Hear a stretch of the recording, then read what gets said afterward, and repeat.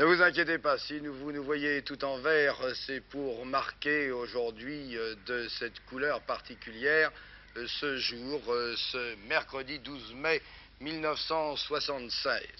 Et sans vouloir faire cocorico, mais permettez-nous quelques clins d'œil d'humour, même si vous n'êtes pas passionné par le football, sans vouloir faire cocorico, nous savons que ce serait quand même pas mal si Saint-Étienne gagnait ce soir face au Bayern de Munich à Glasgow pour cette finale de la Coupe d'Europe de football. Saint-Étienne qui ne verra pas jouer Seinagel, qui a été déclaré forfait ce matin. En revanche, Robert Herbin, il y a quelques instants, inscrivait sur la feuille de match le nom de Rocheteau. Alors, à quel moment Rocheteau entrera-t-il sur le terrain? Eh bien, nous le saurons dès les premières minutes de jeu et dès l'entrée de toute l'équipe sur le terrain. Et cela tient un petit suspense qui durera encore toute la journée. Il ne fait pas très beau sur Glasgow aujourd'hui. Les imperméables emportés par les supporters français qui sont allés là-bas seront bien utiles.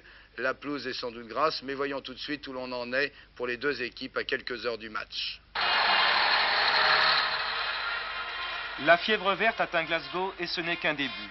Elle grimpera tout à l'heure à son plus haut niveau puisque 25 000 Français sont attendus ici. Et ceux qui n'ont pas encore revêtu la tenue verte en seront pour leurs frais. Qu'avez-vous prévu pour le débarquement des Français? Nous avons prévu 10 000 blousons au sigle du club de Saint-Étienne. Nous avons prévu 5 000 écharpes également au sigle du club et nous avons prévu également 10 000 paires de bretelles. Plus la casquette. Plus la casquette. Les affaires marchent bien? Très très bien, les affaires marchent très bien. Nous avons bien débuté, nous pensons rester encore 3 ou 4 jours. Et les Écossais, eux, sont généreux? Pas très. Pas très.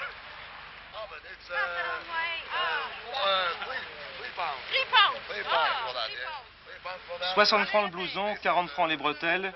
Vous pouvez également payer en livres. En tout cas, ce sommet européen du ballon rond devient aussi pour certains une vaste foire aux affaires. Pour d'autres, Glasgow, c'est déjà un avant-goût des vacances. Et comme les hôtels affichent complet, il est plus prudent d'avoir emporté son sac de couchage. Le camping, c'est difficile à Glasgow?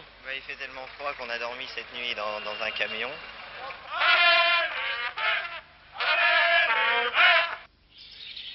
Loin des bruits de la ville, voici la retraite des footballeurs stéphanois. Nous sommes à 30 km de Glasgow. Ici, l'expression de mise au vert prend toute sa signification.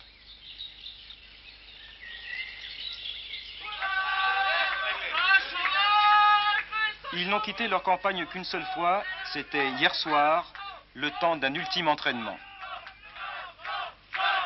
Quelle est la tension nerveuse par rapport à des matchs comme Eindhoven et Kiev? Vous savez, ce qui est important chez nous, c'est pas tellement le degré d'avancement dans cette compétition, c'est surtout le label Coupe d'Europe qui compte. C'est évident que la finale est un match un petit peu à part, mais la tension nerveuse est aussi intense avant ce match qu'elle ne l'a été avant les matchs contre les Hollandais ou les Soviétiques. Pierre Repellini sera l'arrière-gauche de Saint-Étienne à la place du blessé Gérard Farison. Jacques Santini jouera à la place de Seinagel, insuffisamment rétabli. Ce n'est pas encore officiel, mais presque.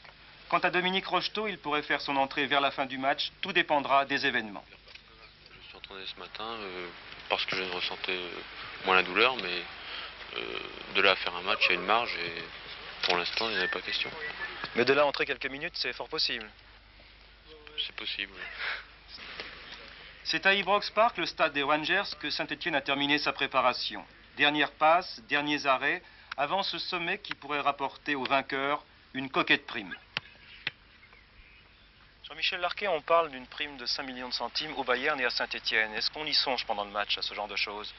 Je vous dirais que, comme à l'habitude, la prime n'a pas été fixée à Saint-Étienne. Ce n'est pas le fait du hasard, puisque c'est une chose qui n'avait pas été faite avant les matchs contre les Soviétiques. C'est surtout par superstition, je crois. Bon, mais enfin, vous savez bien qu'à pour des matchs de ce niveau-là, je crois qu'ils n'ont pas de prix et que les joueurs sont loin de penser à l'argent et au côté matériel de la chose. Pendant ce temps, Hampden Park se repose. C'est là que va se jouer ce soir la plus indécise des dramatiques. Le décor est bien démodé, il date de 1903. C'est la plus grande arène en Europe. La représentation record a attiré ici 149 000 spectateurs. Mais pour des raisons de sécurité, Ibrox Park n'en accueille plus que 85 000. L'événement sera télévisé dans 33 pays.